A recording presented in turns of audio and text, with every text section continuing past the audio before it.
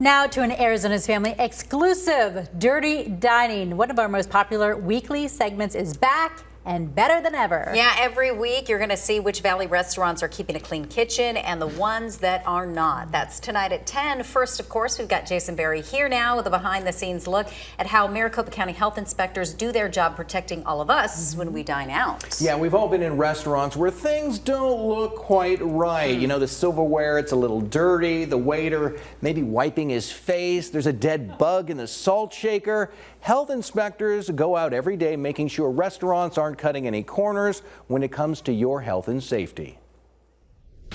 When you sit down for a bite to eat, you'd like to think the restaurant you're at is following food safety guidelines to keep customers from getting sick. But that's not always the case. When you go out to eat, how important is it that the restaurant is keeping a clean kitchen?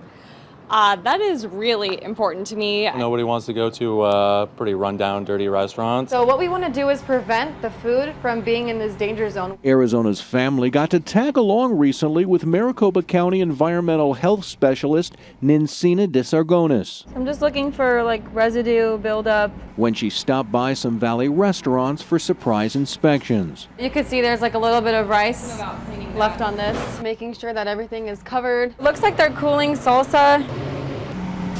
Health inspectors try to visit every restaurant 2 to 3 times a year. Things that are cooling down, they're placing it on top, which is great. Looking for health code violations. We want to see how they're handling the food, if they're going from raw animal foods to ready to eat. We definitely want to stop and prevent it while we're there and just educate them and train them on how they can prevent that. The health inspector tells us the most common violations are workers not washing their hands or not washing them properly. Right now we're getting about 160, so that looks good. Food not kept hot enough or cold enough. So we'll take some temperatures. And cross-contamination of raw meat and ready-to-eat foods. They may be the only one in the facility. Health Supervisor Tim Hurst says it's important for the public to know they're not out to get anyone. Their mission is to work with every restaurant owner and manager so they can be successful while protecting the public's health.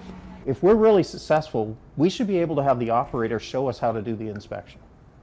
And really, that's the whole goal here. We want the operators to conduct their own active managerial control approach. We also look at date marks, making sure it's within that 7-day date mark range. Health inspectors tell us one of the best parts of their job is seeing a restaurant struggle during an inspection, then coming back a couple months later and finding no violations at all. Our purpose is not to have the violations repeated. We want patients to be successful.